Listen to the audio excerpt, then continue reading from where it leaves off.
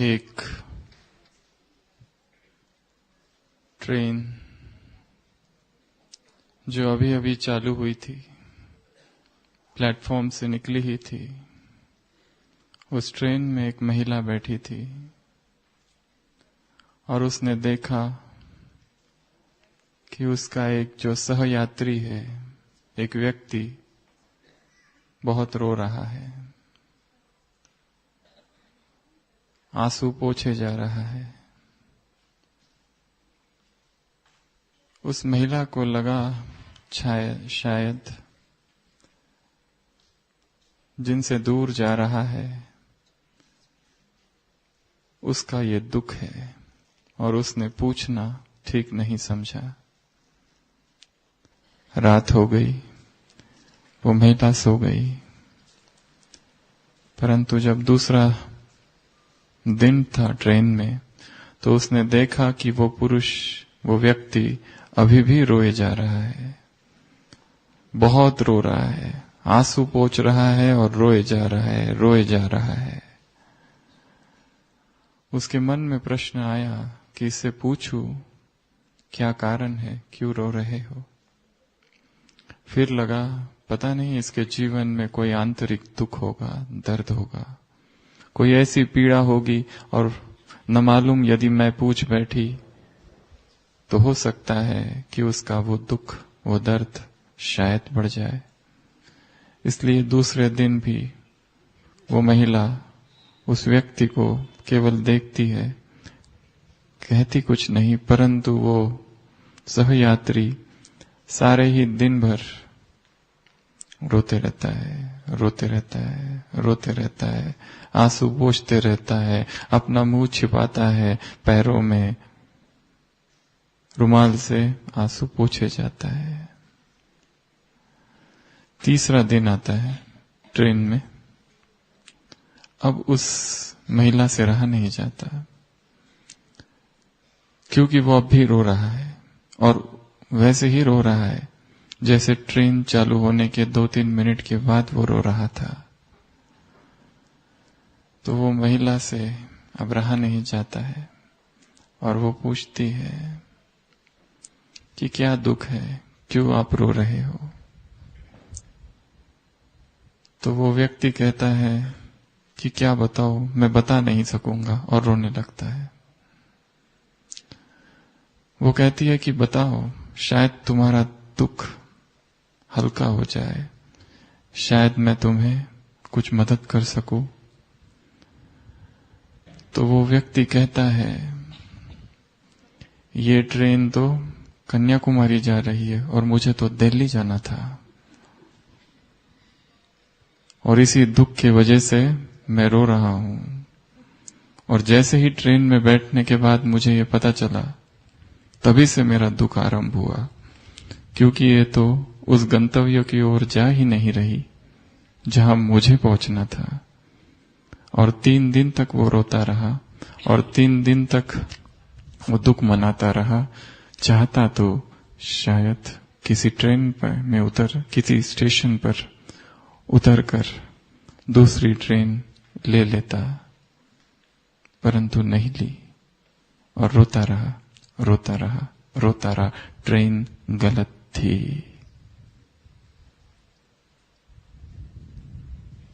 कहीं हम भी इसी व्यक्ति की तरह गलत ट्रेन में ही नहीं बैठे, ऐसा तो नहीं, और उतरने का साहस इसलिए नहीं हो पा रहा क्योंकि ट्रेन चल पड़ी है। कहाँ जाना है पता चल गया है, पहले से पता था, पर जिस ट्रेन में मैं बैठा हूं वो ट्रेन तो कहीं और जा रही है। जिस ट्रेन में मैं बैठा हूं शायद वो वहां नहीं जा रही जहां भगवान कह रहा है। जिस आसक्ति की ट्रेन में मैं बैठा हूं, जिस मोह की ट्रेन में मैं बैठा हूं, जिन संस्कारों की ट्रेन में मैं बैठा हूं, वह बाप समान बनने के गंतव्य की ओर नहीं ले जा रही। और हम अंदर ही अंदर, क्योंकि बाहर शायद नहीं दिखा पाते, दुखी है, आंसू अदृश्य है, परंतु इतना जरूर पता है कि ये वो मार्ग नहीं, ये वो राह नहीं जिस ओर भगवान हमें चलाना चाहता है, ले जाना चाहता है। अध्यात्म अर्थात जब पता चल जाए रास्ता गलत है, रुक जाना और पीछे मुड़ के वापस आ जाना और फिर नए रास्ते की खोज और नए रास्ते पर चल पड़ना। इसी साहस का, इसी करेज का नाम पुरुषार्थ है। संसार की हालत बहुत बहुत नाजुक है। वर्तमान समय परिस्थितियां, संसार जिस दौर से चल रहा है उसमें कभी भी कुछ भी हो सकता है। सारी भविष्यवाणियां भगवान कर चुके हैं। अचानक मौत का बाजार गर्म होगा, होलसेल मौत होगा, कोई भी नहीं बचेगा। जो कुछ इन आंखों से देखते हो, आंखों सहित सब कुछ कारत हो जाएगा। भगवान सारी भविष्यवाणियां कर चुके हैं, परंतु हम गफलत में चल रहे हैं। ज्ञान सारा पता है, परंतु कभी कभी ये पता होना ही बंधन बन जाता है और ये पता होना ही अहंकार को जन्म देता है। और क्योंकि दूसरे क्या कहेंगे, दूसरे कहेंगे कितना मूर्ख है, गलत ट्रेन में बैठकर रो रहा था। वो यात्री चाहे तो 1 घंटे में उतर सकता, 2 घंटे में, 6 घंटे में, दूसरे दिन, तीसरे दिन, परंतु वो रोता रहा। कहीं वो यात्री, हम तो नहीं। तो हम कह रहे थे बाबा ने सारी भविष्यवाणियां कर दी है। ये संसार और इसकी दशा और दिशा कैसी है, क्या होने वाली है, सारा ज्ञान मुरलियों में है। ऐसी बहुत सी घटनाएं हो रही है जो ये दर्शाती है कि ये संसार और अधिक नहीं चलेगा। विज्ञान भी ऐसी बहुत सी बातें आजकल कह रहा है जो ये दर्शाता है कि संसार की हालत बिगड़ने वाली है। रूस में बहुत समय पहले, लगभग 12वीं शताब्दी में, एक राजकुमार हुआ था, ओलेग, जिसकी कहानियां संपूर्ण रशिया में बहुत प्रसिद्ध है। वो जो ओलेग था नोवगोरोड का, उसके विषय में एक भविष्यवाणी की गई थी कि उसकी मृत्यु उसी के घोड़े के द्वारा होगी। और जैसे ही वो बड़ा हुआ और उसे पता चला, उसने अपना घोड़ा दूर कहीं भिजवा दिया ताकि जिस वजह से मृत्यु होने वाली है वो कारण ही मिट जाए। बहुत दयालु था, दयावान था, साहसी था, परंतु मृत्यु का भय तो उसे भी था। घोड़े को बहुत दूर भिजवा दिया, कई वर्षों तक शासन किया और एक दिन अचानक उसने पूछा कि मेरा वो घोड़ा था, उसका क्या हुआ? तो मंत्रियों ने कहा उस घोड़े की मृत्यु हो चुकी है। उस ओलेग ने कहा कि मुझे उस स्थान पर जाना है जहां पर उसकी मृत्यु हुई है। लोगों ने कहा कि उससे तो, क्योंकि वो आपका घोड़ा था, राजसी घोड़ा था, उसे दफना दिया गया है। वो कहता है मुझे वहां जाना है। उसे वहां ले जाया जाता है। वो कहता है मुझे कब्र को देखना है, कब्र को खोदो। कब्र को खोदा जाता है। उस घोड़े की खोपड़ी होती है सामने रखी, और वो जैसे ही वहां जाता है और खोपड़ी को हाथ लगाता है, वहां से एक सांप आता है और उसे काट देता है और वो मर जाता है। जो भविष्यवाणी उसके विषय में कही गई थी सत्य हुई। बाबा ने इस संसार के विषय में बहुत सी बातें कह रखी है। ऐसी ऐसी बातें कह रखी है कि वो सारी बातें यदि हम बुद्धि के मन के सामने लाए तो शायद कंपन होगा, भयभीत होंगे। भगवान उवाच है कि संसार में रक्त की नदियां बहेगी। कैसे बहेगी? आज की क्लास में हम इसका विस्तार इतना नहीं करेंगे। संसार में तो रक्त की नदियां बहेगी, परंतु एक नदी यहां भी बहेगी।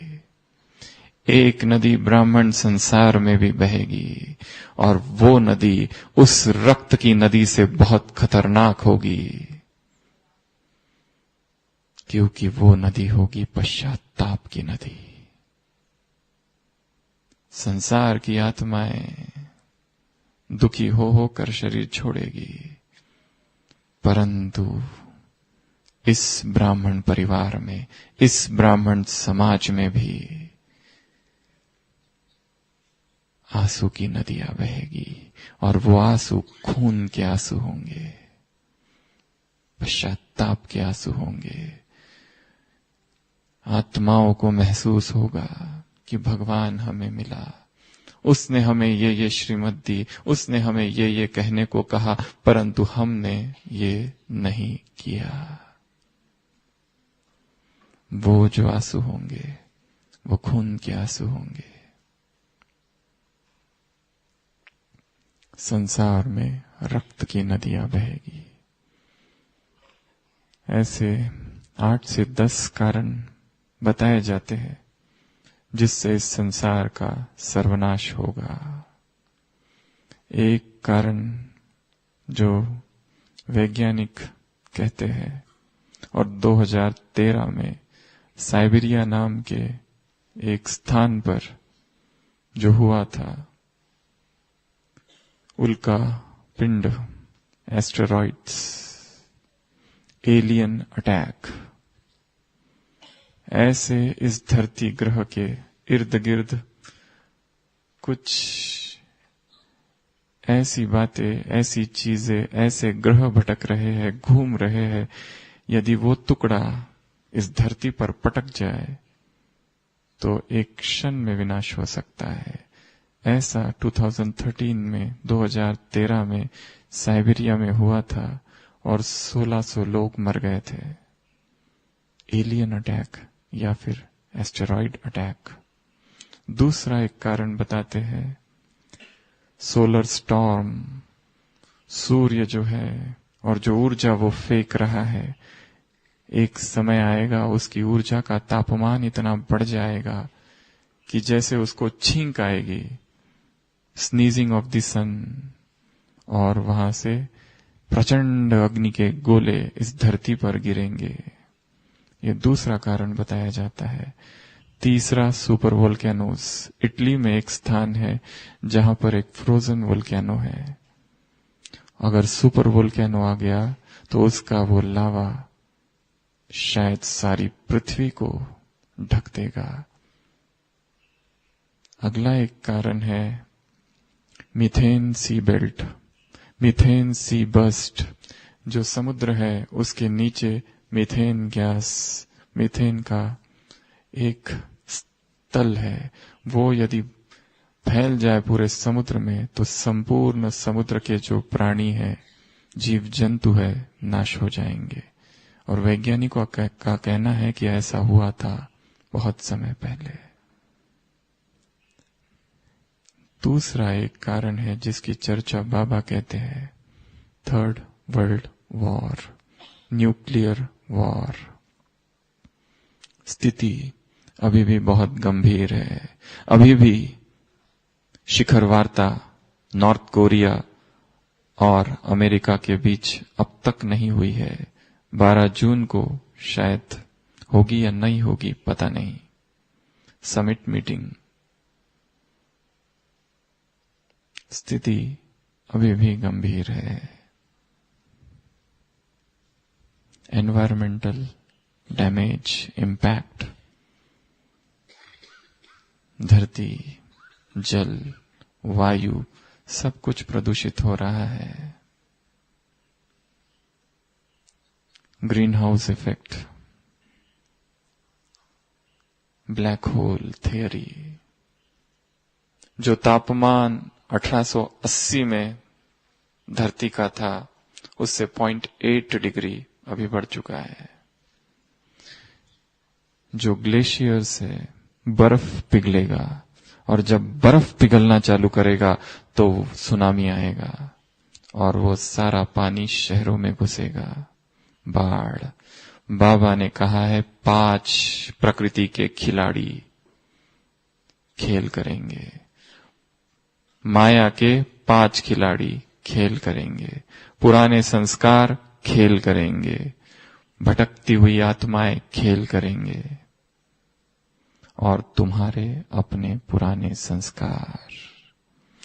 ऐसा ये अंतिम भयंकर दृश्य होगा। प्राकृतिक आपदाएं होगी। एक प्राकृतिक आपदा आ जाती है तो हलचल हो जाती है संसार में।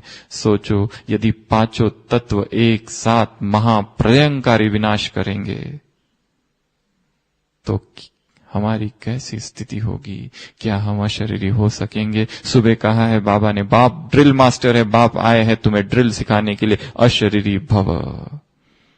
क्या ऐसा अशरीरीपन का अभ्यास हमें है कि उस समय जब विनाश का तांडव नृत्य होगा, उस समय 73 की मुरली विनाश की वर्षा होगी। अव्यक्त महावाक्य है बाबा के। होलसेल मौत। कौन किसका क्रियाक्रम करेगा। ऐसा भयंकर वातावरण संसार में होने वाला है। गृह युद्ध होगा। सब कुछ भूल जाएंगे, प्रेम की बातें, और धर्म के नाम पर रक्तपात होगा। ये धरती रक्त रंजित होगी। ऐसा भयंकर युद्ध होगा। जो ट्रेन पाकिस्तान से भारत आई थी 47 में, लाशों से बटी हुई थी।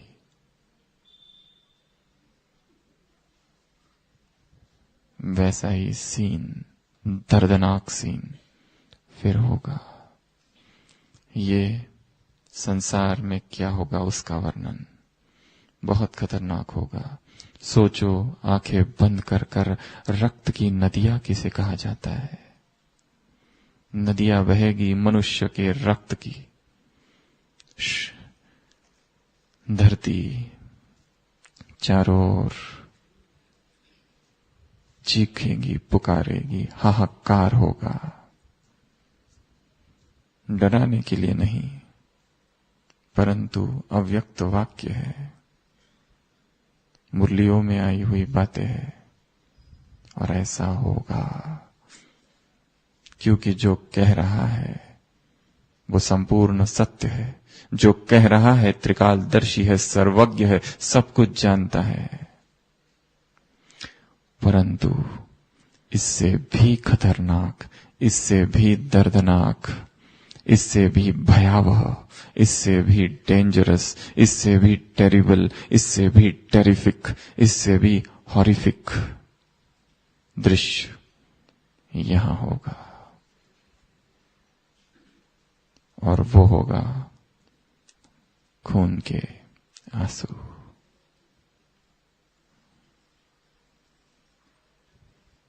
मेडिकल साइंस में ऐसी कुछ बीमारियां हैं जहां पेशेंट्स को खून के आंसू आते हैं।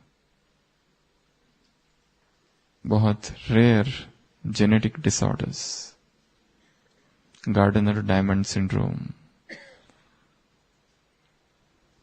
कोई इलाज नहीं और उसमें बहुत सी बातें होती है। परंतु हम स्थूल खून के आंसू की बात नहीं कर रहे। हम वो दर्द के आंसू, वो पीड़ा के आंसू, वो पश्चाताप के आंसू, उसकी बात कह रहे हैं। और जो आंसू और जो नदियां इस ब्राह्मण परिवार में, इस ब्राह्मण शहर में, इस ब्राह्मणों के गांव में बहेगी, वो होगा पश्चाताप। एक अव्यक्त वाणी है 70s की, जिसमें बाबा ने कहा है ब्राह्मण परिवार में ये 3 बातों की रीति रस्म मत चालू करो। 3 P's, पाप करना, पश्चाताप करना, पार्डन, माफी मांगना। पाप करते रहो बार बार, पश्चाताप करते रहो बार बार, और माफी मांगते रहो बार बार। बाप को फिर लिख के रहो, एक ही एक सॉरी। कितनी जब जब मधुबन में आओ तब तब बाबा की कुटिया में जाओ और सॉरी लिखो, सॉरी लिखो, सॉरी लिखो। अव्यक्त महावाक्य है बाबा के कि इन 3 बातों की रीति रस्म इस ब्राह्मण परिवार में तुम्हें चालू नहीं करना है। पाप, पश्चाताप, पार्डन। पाप करते रहना, पश्चाताप करते रहना और माफी मांगते रहना। एक चर्च में एक व्यक्ति रोज जाता था, 10 साल से एक ही प्रार्थना करता था, हे प्रभु, हे प्रभु, हे प्रभु, help me get rid of this cobweb. मेरे जीवन में ये जो मकड़ी का जाल है, इससे मुझे मुक्त करो। ये जो विस्तार कर रखा है, जिस बंधनों में मैं फंस गया हूं, इन देह की आसक्तियों में, इस पाप के इस मकड़ी जाल से मुझे मुक्त करो। रोज आकर एक ही प्रार्थना करता था। एक दिन वहां का जो पादरी था और रोज उसकी प्रार्थना सुनता था, पीछे से आया और कहने लगा, किल द स्पाइडर फर्स्ट। मकड़ी को तो मारो। जो कारण है, मूल कारण जिसके वजह से पाप होता है, जो मूल कारण है, जो बंधन है, चाहे वो व्यक्ति है, संबंध है, वस्तु है, स्थान है, समय है, क्या है, जो भी है, जो कारण होगा जिस वजह से ये बंधन है, वो जो जाल निर्माण किया हुआ है, केवल प्रार्थना करने से कुछ नहीं होगा कि हे बाबा, इस जाल से मुझे मुक्त कर दो। मटकी को फोड़ो। आज सुबह की अव्यक्त वाणी साकार मुरली, विकारों की मटकी फोड़ो और जहर का कलश उसको हटाओ। सुनी ना मुरली? क्या होती है ये विकारों की मटकी और क्या होता है जहर का कलश? बाप आए हैं तुम्हारे सिर पर ज्ञान का कलश रखने के लिए। क्या ऐसे ही चिल्लाते रहेंगे और दुखी होते रहेंगे और पश्चाताप करते रहेंगे?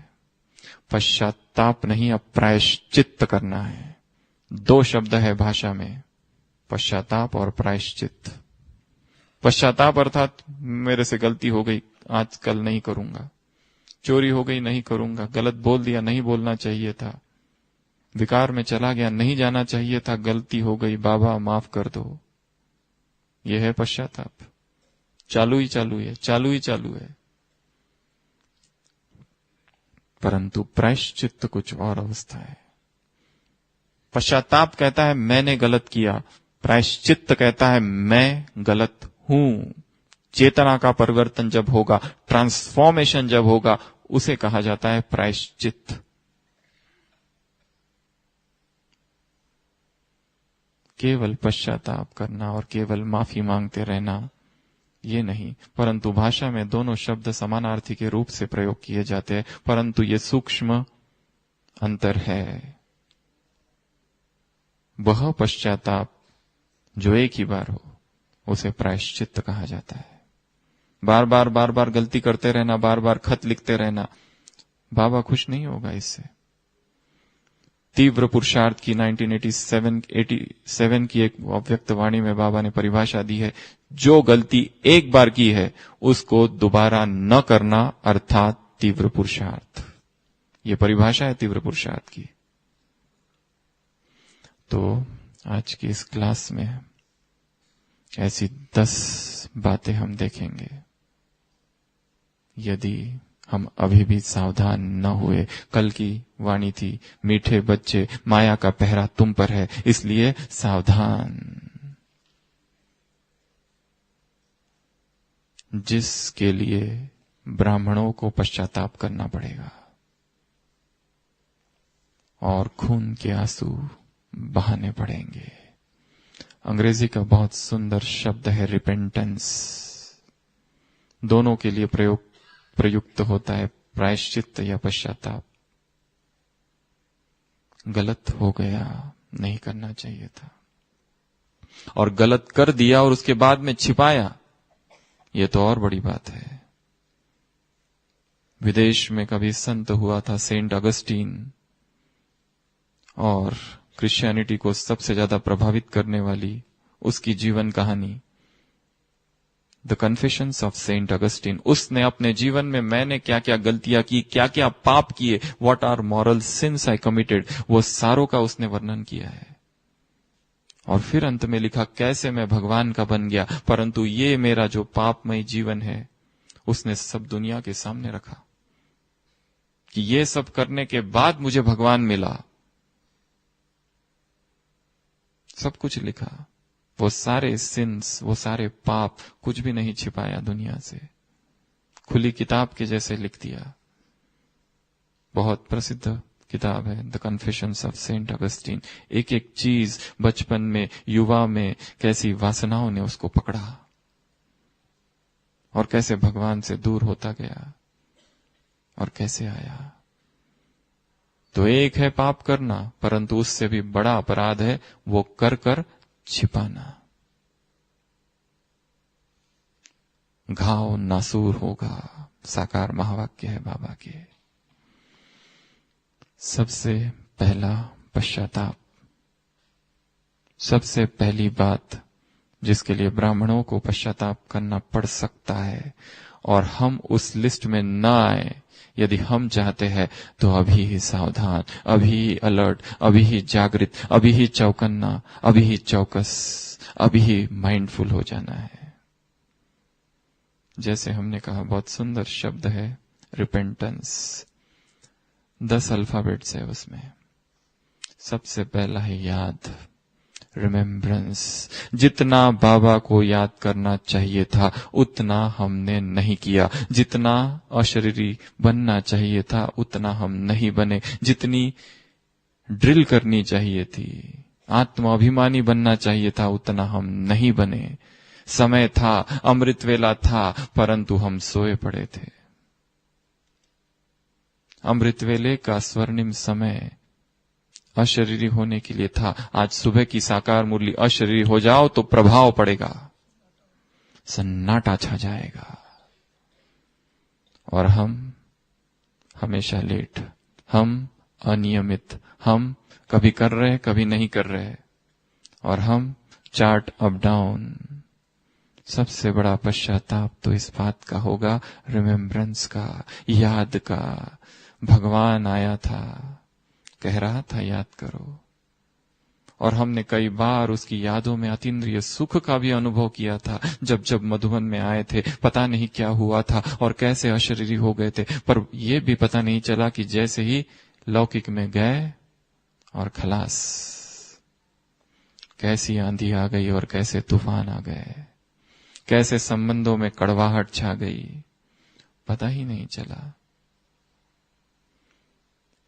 आप सब जब यहां मधुबन में आए, हम एक बात कहना चाहेंगे कि यहीं से बैठकर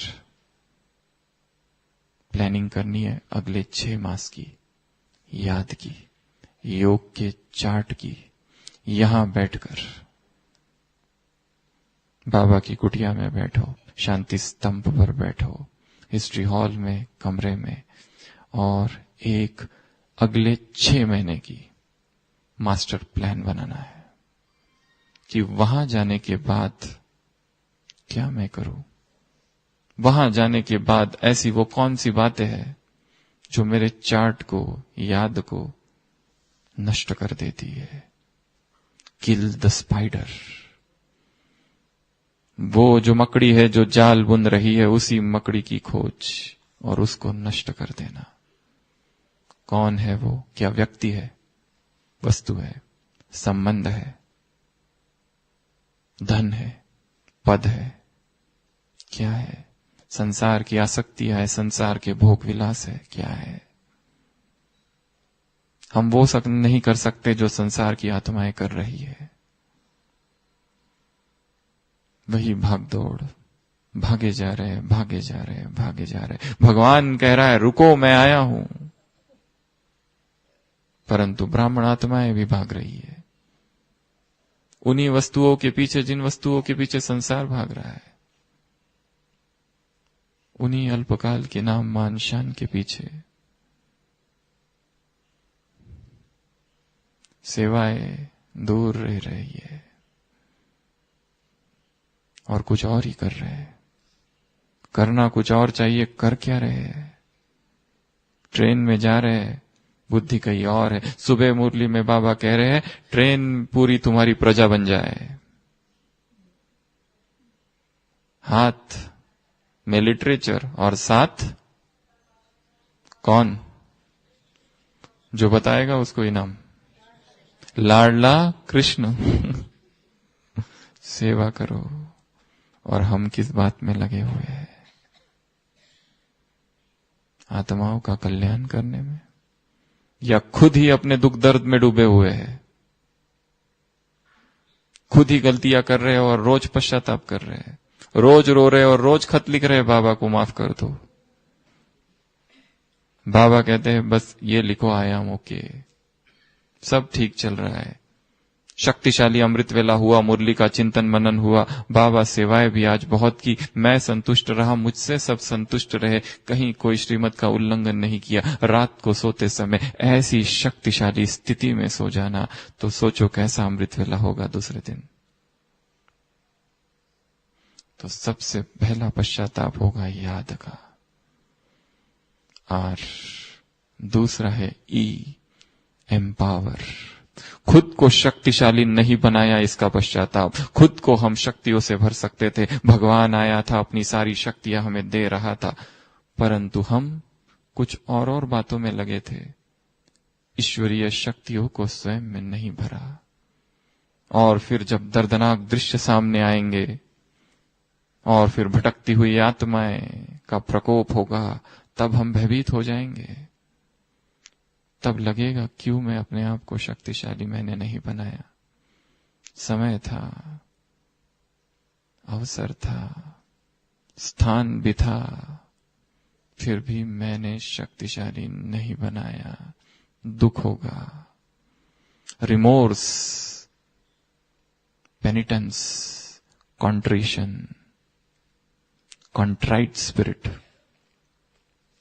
बाइबल में कई जगह लिखा है ओ ई कॉन्ट्राइट स्पिरिट, हे पश्चाताप करने वाले जाग, अब तो जाग। रियल कॉन्ट्रिशन हो, रियल पश्चाताप हो, झूठा झूठा नहीं, दिखावे वाला नहीं। किसको छल रहे हैं? स्वयं को। स्वयं को व्यक्ति छलता है। दूसरा पश्चाताप एम्पावर। मैंने स्वयं को एम्पावर नहीं किया, सशक्तिकरण नहीं किया। इसके लिए ये लक्ष्य रखना है, संगम युग पर स्पिरिचुअल पावर्स से मुझे अपने आप को भरना है। किससे भरेंगे? स्पिरिचुअल पावर्स से। कोई भी शक्ति कम न रह जाए, नहीं तो पश्चाताप होगा। तीसरा है पी फॉर प्यूरिटी। प्यूरिटी, पवित्रता, ब्रह्मचर्य। ब्रह्मचर्य यदि संकल्प के तल पर खंडित हो रहा है, क्रिया के तल पर नहीं, संकल्प के तल पर और स्वप्न के तल पर, तो आत्मा कमजोर रह जाएगी। जीवन ऊर्जा जो सहस्त्रार पर बहे, वो यदि नीचे बह रही है, शक्ति व्यय हो रही है, अविवाहित तो रहे परंतु पवित्रता का बल जमा नहीं किया, तो अविवाहित तो संसार में भी असंख्य आत्माएं रहती है।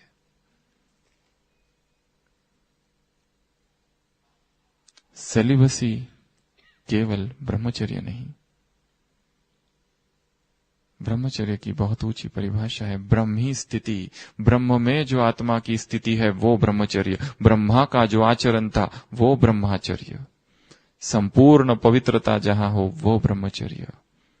यदि बार बार किसी का ब्रह्मचर्य खंडित हो रहा है, संकल्प के तल पर और कल्पना के तल पर, इमेजिनेशन के तल पर, भाव के तल पर, भावना के तल पर, संबंधों के तल पर कुछ और भावनाएं प्रकट हो रही है। स्त्री की पुरुष के प्रति और पुरुष की स्त्री के प्रति, भाई की बहन के प्रति और बहन की भाई के प्रति। साकार और अव्यक्त महावाक्य है, भाई बहन इस संबंध में भी चंचलता आ सकती है। इससे भी ऊपर आत्मा, जबरदस्त पश्चाताप होगा। बाप एक ही काम करने के लिए संसार में आया है, पतित को पावन। पश्चाताप होगा, मैं नहीं बना, दाग रह गया, सफेद कागज पर काला दाग। इसे हल्का नहीं समझना। 15 नवंबर 2003 अव्यक्तवाणी, बहुत बड़ी चोट है। ये नहीं कहना बाबा क्या करे, थोड़ा सा इता हो गया नहीं, थोड़ा नहीं बहुत है। आंखें खोलकर सुनो, कान खोलकर सुनो, दोनों ही कान खोलकर सुनना। देखा है ना बाबा का वो चित्र, धर्मराज वाला, सेंटरों पर लगा हुआ है। पवित्रता, ये पश्चाताप ना हो कि हम अपवित्रता का वार अब भी हो रहा है, और अंतिम समय में जिसकी जो कमजोरी रह गई है वही कमजोरी बाहर आएगी, बाकी सब नहीं आएगा। जो कमजोरी रह गई है बस वही बाहर आएगी, जिससे भयभीत था वही बाहर आएगा। उसके बाद में REPE, अर्निंग ब्लेसिंग्स। जितनी दुआएं कमानी चाहिए थी उतनी हमने नहीं कमाई। बाप की दुआएं, ब्राह्मण परिवार की दुआएं, स्वयं की दुआएं, रह गया। उसकी दुआएं हम तब कमाएंगे जब उसकी मत पर चलेंगे। ऐसे ही उसकी दुआएं नहीं मिलेगी, ऐसे ही वो खुश नहीं होगा। झूठ उसके दरबार में नहीं चल सकता। ट्रिब्यूनल ब्राह्मण परिवार के लिए बैठेगी, संसार की आत्माओं के लिए नहीं। साक्षात्कार यहां कराए जाएंगे कि तुमने ये पाप किए हैं इसलिए तुम्हें ये सजा, इसलिए ये पद। संसार की आत्माएं जहां रक्त की नदियां बहेगी वहां ये सब नहीं होगा। ट्रिब्यूनल इस परिवार के लिए है, दिखाया जाएगा। कोई ये नहीं कह सकेगा कि मैं वो नहीं था, वो तो कोई था मेरा जुड़वा भाई।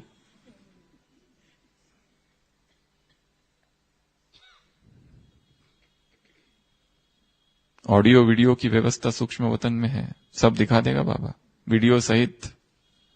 तुम ही है 3D 4D।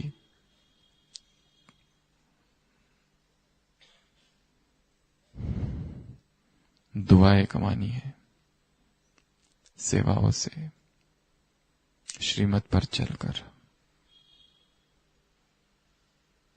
N, नियम और मर्यादा है। हम ये नहीं कह सकते कि मुझे तो ये पता ही नहीं था। Excuse of ignorance of law excuses none. गलत साइड से चल रहे हो, पुलिस पकड़ ले और आप कहे मुझे पता नहीं था इधर का, तो कहेगा अच्छा चलो तुमको पता नहीं था, जाओ जाओ। ऐसा करता है? अज्ञान कारण नहीं दिया जा सकेगा कि ये मुझे पता नहीं था। सब कुछ बता चुके हैं बाबा 70s, 80s, 90s की मुरलियों में। ह्यूमन साइकोलॉजी का ऐसा कोई एस्पेक्ट नहीं जो भगवान ने नहीं बताया है। कार्ल जुंग और सिगमंड फ्राइड और एल्डर की थियोरीज इसके सामने कुछ नहीं है। जो साइकोलॉजिस्ट बता रहे हैं वो भगवान ने सब कुछ बता चुके हैं, और उससे भी कई गुना अधिक गहराई में। हमने नहीं पढ़ा, ये कारण हम नहीं दे सकेंगे। तो नियम और मर्यादा है। हमें तो पता नहीं था, इस तरह अकेले में नहीं जाना चाहिए था घूमने। हमें नहीं पता था, क्या ये कह सकेंगे?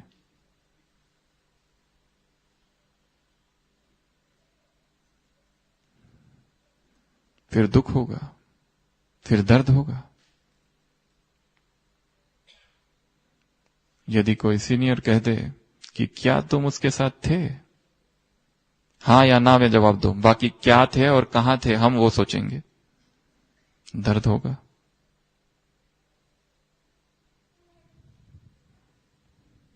नियम और मर्यादाओं को रिवाइज करना है।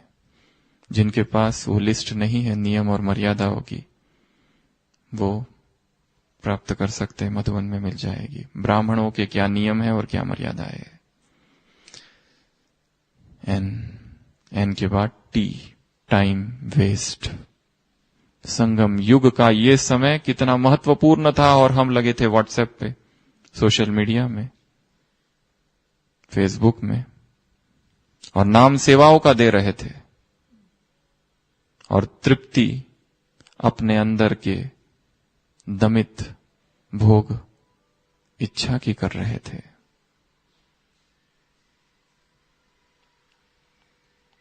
समय अमूल्य है। हमने अपने समय के साथ क्या किया? अमृत वेले से लेकर रात तक ज्ञान का चिंतन किया, मनन किया, सेवा की, योग किया, पुरुषार्थ किया, या परचिंतन किया, प्रदर्शन किया, किसने क्या किया और कौन क्या कर रहा है और कहां क्या चल रहा है,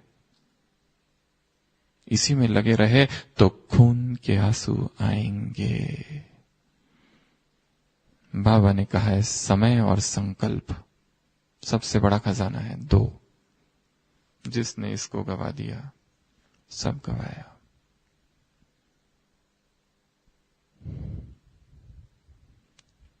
REPENTA,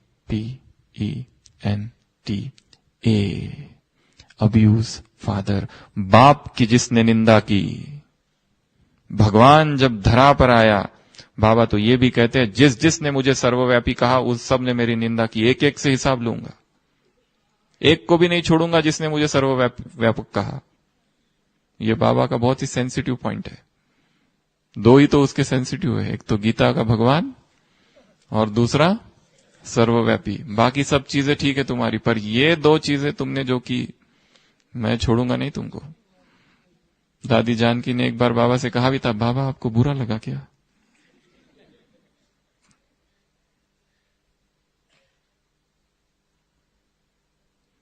जिसने बाप की निंदा की।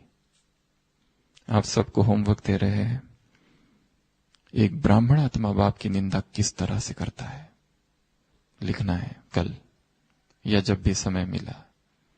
ऐसी चलन, ऐसा कुछ कर्म कर दे कि संसार में ब्रह्मा कुमारी इसकी ग्लानि हो जाए, निंदा हो जाए, लोग कहे ये लोग भी ऐसा करते हैं, और उसके लिए हम निमित्त बने।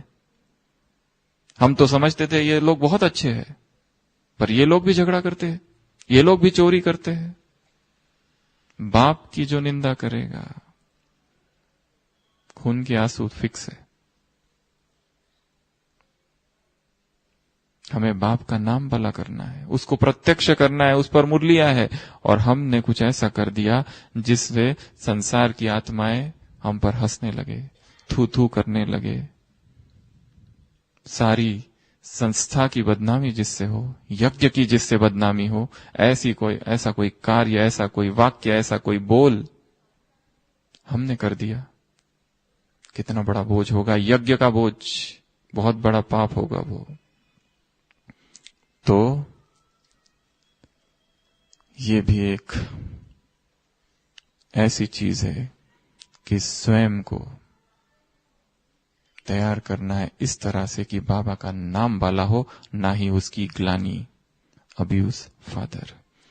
तो सभी अलर्ट होके बैठेंगे और सूक्ष्म वतन में स्वयं को ले जाएंगे, जहां पर बाबा को बाप, टीचर और सदगुरु के रूप में नहीं, धर्मराज के रूप में देखेंगे। और बाजू में एक स्क्रीन लगा है जिसमें अपने जीवन के सारे कर्म, सारे बोल, सारे संकल्प, दृष्टि, वृत्ति, सब कुछ दिखाई दे रहा है। और हम बाबा के सामने खड़े हैं और अब बाबा से रूह रिहान करो, बाबा ये मेरा जीवन है आपके सामने, सारे पाप कर्म सब कुछ यहां दिख रहा है, पुण्य पाप सब कुछ, और मैं आपके सामने आज उपस्थित हूं। इस संकल्प से ये ट्रैफिक कंट्रोल करेंगे। 8वां N, नियरनेस टू गॉड। जितना बाबा के समीप रहना चाहिए था उतना हम नहीं रहे, जितने उसका उसके जैसा बनना चाहिए था वैसे हम नहीं बने। समय था, अवसर था, सब कुछ था, परंतु हम मित्र संबंधियों में इतने डूबे हुए थे, आसक्तियों में इतने फंसे हुए थे कि उससे भी समीप जाना है, उसके सामीप्य का भी अनुभव करना है, यही छूट गया। इसका जबरदस्त पश्चाताप होगा। अगला है सी, चर्निंग। ज्ञान का जितना चिंतन करना चाहिए था, मनन करना चाहिए था, उतना हमने नहीं किया। ज्ञान से स्वयं को शक्तिशाली बनाना था, नहीं बनाया, केवल प्रार्थनाएं करते रहे। पहले भक्ति मार्ग में देवी देवताओं की प्रार्थना करते थे, ज्ञान मार्ग में यहां पर शिव बाबा की भक्ति, ये कर दो, वो कर दो, ये दे दो, वो दे दो। यहां पर भी फरियाद, ज्ञान के शिविर में कहीं हम वो छिपे हुए भक्त तो नहीं। चिंतन को बढ़ाना है, टॉपिक्स निकालने हैं मुरली से, रोज सोचना है ये बाबा ने क्यों कहा। एक टॉपिक हमने आपको दे दिया है, विकारों की मटकी फोड़ना अर्थात क्या, जहर का कलश उतारना अर्थात क्या। सोचते जाओगे और जीवन स्वतः ही परिवर्तन होगा। रटने से नहीं होगा, सुनने से नहीं होगा, चिंतन से, मनन से। क्योंकि मनन और चिंतन के बाद ही व्यक्ति तर्क करता है, वितर्क करता है, और फिर जीवन में परिवर्तन आएगा। लास्ट है ई फॉर एंजॉयमेंट। संगम युगी मौज का जीवन था, एंजॉय करना था, परंतु सारा जीवन, ये संगम युगी जीवन हमारा किस में बीत गया? दुख में, दर्द में, चिंताओं में, समस्याओं में। ये पाना है, वो पाना है, ये करना है, वो करना है। इन चिंताओं से ही मुक्त नहीं हो पाए तो मौज तो रही नहीं जीवन की। तो ऐसी इन 10 बातों का पश्चाताप और उससे खून के आंसू। भारत में धर्मशास्त्र है, उसमें प्रायश्चित्त करने की 10 विधियां बताई है। तो वही 10 विधियां अभी आगे प्रायश्चित्त की। जब भी भारत में, भारतीय संस्कृति में कोई बड़ा पाप कर लेता था, इनमें से एक चीज उसको करने को कहा जाता था, 1 या 10 के 10। वो यदि वो करे तो पाप का थोड़ा शमन होगा, पाप कम हो जाएगा। सबसे पहली विधि है दान। वहां पर बताया है स्थूल दान करो, अन्नदान, गोदान, वस्त्रदान। यहां पर यदि ब्राह्मण बनने के बाद, बाबा के बनने के बाद, ब्राह्मण बनने के बाद यदि हमें कहीं ना कहीं लगता है कि हमारे द्वारा भी श्रीमत का उल्लंघन हुआ, कोई सूक्ष्म पाप हुआ, तो हमें भी प्रायश्चित्त करना पड़ेगा। पहली विधि है दान, सूक्ष्म दान। जिस विकार के कारण वो पाप हुआ था उसका दान कर दो। जिस बंधन के कारण वो पाप हुआ था उस बंधन का दान कर दो। जिस व्यक्ति के कारण वो पाप हुआ था उस व्यक्ति का सदा के लिए त्याग। कुछ नहीं होने वाला, वो संबंध और ही निखरेगा, क्योंकि संबंधों में जो गिरावट आई थी वो अटैचमेंट से आई थी, और जब जब 2 व्यक्तियों के संबंध में डिटैचमेंट आएगी वो संबंध अपने आप सुधरेगा। और हम सोचते कहीं ये रूठ ना जाए, नहीं रूठेगा, और ही निखरेगा, प्रेम पल्लवित होगा उसमें। तो दान कर दो। वो कांटे, जो कांटा गड़ा है, निकाल कर बाबा कहता है मुझे दे दो, बबुलनाथ है। तो प्रायश्चित्त करने की सबसे पहली विधि है दान। दूसरा है उपवास या व्रत। कोई भी पाप संसार में किसी से हो जाता है तो क्या करते हैं? उपवास करते हैं। हमें भी उपवास करना है, हमें भी व्रत लेना है। यदि वो ब्रह्मचर्य का खंडन है तो पुनः अपनी ब्रह्मचर्य की प्रतिज्ञा को रिवाइज करो, अखंड भीष्म प्रतिज्ञा फिर करो, फिर से व्रत लो, फिर से उपवास। क्या वो चीज थी जो खा लिया जिसकी वजह से ये पाप हुआ? आंखों के द्वारा ऐसा क्या खा लिया था? कानों से क्या खा लिया था? ये दो ही मेन है। कुछ तो इन आंखों ने खाया था जिसके वजह से ये हुआ। अब उससे परहेज, अब उसका उपवास। तो प्रायश्चित्त की दूसरी विधि है उपवास और व्रत। स्वयं ही व्रत रखो। किसी के सामने घोषणा करने की आवश्यकता नहीं, किसी को बताने की आवश्यकता नहीं, मैंने ये पाप किया इसलिए ये कर रहा हूं। क्योंकि पाप सूक्ष्म था, प्रायश्चित्त भी सूक्ष्म होना चाहिए। तीसरी विधि है तीर्थ यात्रा। जब भी कोई पातक हो जाता था संसार में किसी भक्त के द्वारा, ब्राह्मण के द्वारा, तो क्या करते थे? तीर्थ यात्राएं करते थे। हमें भी तीर्थ यात्रा करनी है। कौन सी?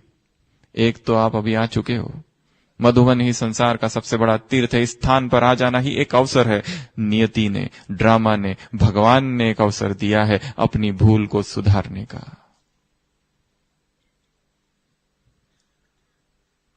उतर जाओ, ट्रेन गलत है, दूसरी ट्रेन खड़ी है, स्टेशन आ गया है, उतर जाओ और बैठो उस ट्रेन में।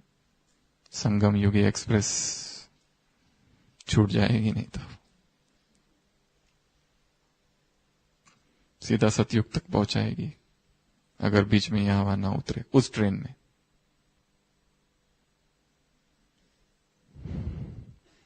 तीर्थ यात्रा सबसे सूक्ष्म तीर्थ यात्रा है, सूक्ष्म वतन और परमधाम की रूहानी यात्रा। इस तीर्थ यात्रा को बढ़ाना है। चौथा है तप। जब भी संसार में किसी के द्वारा पाप होता था तो तप करते थे, प्रायश्चित्त करते थे।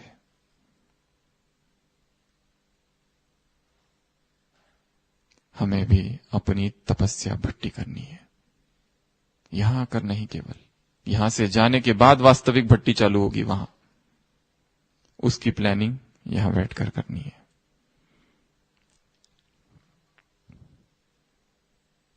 तप करना है, तप। जो कुछ हो गया उसको तप से मिटाना है। उसके बाद है अनुतप। अनुतप का अर्थ होता है पश्चाताप करना। हम प्रायश्चित की 10 बातें बता रहे हैं, उसमें एक बात है अनुतप। अनुतप अर्थात पश्चाताप, अपने आप को बताना कि हां मैंने ये गलती की है, मेरे से ये पाप हुआ है। स्वीकार करना पहले, एक्सेप्टेंस ऑफ द सिन। व्यक्ति तो स्वीकार ही नहीं करता है, सबसे पहली बात जस्टिफाई करता है, मॉडिफाई करता है, सप्रेस करता है, अपने पाप को छिपाता है। पहले तो एक्सेप्टेंस, अनुतप जिसको कहते हैं शास्त्रों की भाषा में। तो बाबा के सामने बैठना, सच्चे दिल से जो भी हुआ है स्वीकार करना, ये हुआ है, पर मैं जो हूं जैसा हूं आपका हूं। मेरे पाप अनंत तो तेरी कृपा भी कुछ कम अनंत नहीं।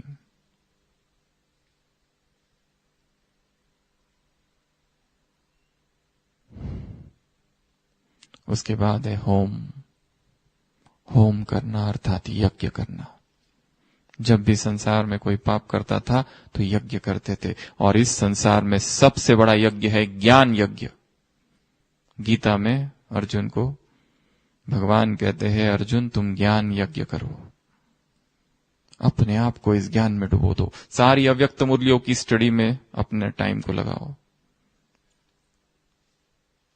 स्पार्क की किताबें, अव्यक्त वाणियां, लिटरेचर है यज्ञ का, ज्ञानामृत मैगजीन्स है, भाई बहनों के अनुभव है, कितनी सारी बातें हैं पढ़ने के लिए। ज्ञान यज्ञ की शुरुआत करना है मन में, तब कहीं वास्तविक प्रायश्चित्त होगा। केवल माफी मांगने से कुछ नहीं होगा। माफी मांगो, कल फिर वही पाप करो।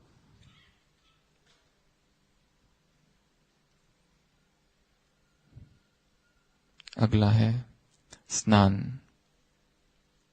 नदी में स्नान करते हैं, हमें किस में स्नान करना है? ज्ञान में स्नान करना है, पवित्रता में स्नान करना है, ज्ञान सागर में स्नान करना है। आने वाले संडे की मुरली, तुम मास्टर ज्ञान प्यार के सागर हो, लहराते हो, तुम्हारी लहरें। स्नान करना है पवित्रता से, परमात्मा प्रेम से, वैराग से, तपस्या से, योग से, ज्ञान से, त्याग से। स्वच्छ करना है आत्मा को, धूल ना हो उसमें कोई। स्वच्छ जो होगा, blessed are the pure in heart for they shall see the Lord. निर्मल मन सो मोहि पावा, मोहि कपट छल छिद्र न भावा। कपट छल और छिद्र जिसमें है, राम कहते हैं वो मुझे नहीं प्राप्त कर सकते। निर्मल मन जन सो मोहि पावा, जो निर्मल हृदय है केवल वही मेरे है। तो स्नान के बाद है, संसार में विधि बताते हैं जप। जप करो तो पातक से मुक्त होंगे। हमें जप नहीं करना है, हमें जप करना है अजपा जाप, हमें जप करना है सुमान का जप, हमें जप करना है याद का जप। स्थूल जप से कुछ नहीं होगा, बाबा बाबा बाबा कहने से कुछ नहीं होगा। सूक्ष्म जप करना है, सुमान को याद करना, स्वयं को नशे में चढ़ाना। मैं कौन? सुबह कहा ना वरदान में, साधारण नहीं हो सकती तुम्हारी चलन। तुम अलौकिक हो, तुम अमूल्य हो, तुम हीरे तुल्य हो। स्व उन्नति का चश्मा तुमने पहना है, विशेषता देखने वाले तुम हो। तो जप के बाद है एक शब्द है अभिशिष्ट। अभिशिष्ट या षष्ठ, हमने भी पहली बार सुना यह शब्द। इसका अर्थ होता है पब्लिक कन्फेशन, सबके सामने अपना गुनाह कबूल करना। जैसा बताया है महात्मा बुद्ध, अंगुलीमान होता है, वो अंगुलीमाल आता है और जब महात्मा बुद्ध की शरण में आ जाता है, अंत में एक ही उंगली चाहिए थी उसे और 1000 लोगों की तो मृत्यु कर मार चुका होता है, परंतु यहां आकर रुक जाता है और फिर शरण आ जाता है। वो कहता है अब मेरा प्रायश्चित्त क्या है, मुझे माफ कर दो। महात्मा बुद्ध कहते हैं मैं तुम्हें माफी नहीं दूंगा, तुम उनके अपराधी हो, जाओ उन सब गांव वालों से माफी मांगो, उन सब शहर वालों से माफी मांगो। वो जाता है, लोग उसे इतना मारते हैं कि दिखाया, बाद में उसकी मृत्यु हो जाती है। पर महात्मा बुद्ध उससे कहते हैं तुम ये जो मृत्यु हो रही है, अब तुम महान बनकर मर रहे हो, ये मृत्यु में भी धन्यता है तुम्हारी, क्योंकि तुम्हारे पास इतना साहस है कि तुमने सबसे माफी मांगी। पब्लिक कन्फेशन करना, सबके सामने अपने अपराध को, अपने पाप को स्वीकार करना कि ये जो अपराध है ये मुझसे हुआ। और कब हुआ?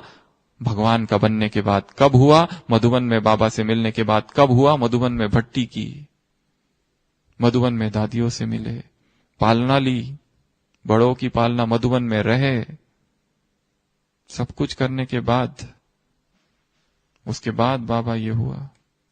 और फिर कहना, और फिर पब्लिक कन्फेशन बहुत बड़ी चीज है, बहुत बड़ी चीज।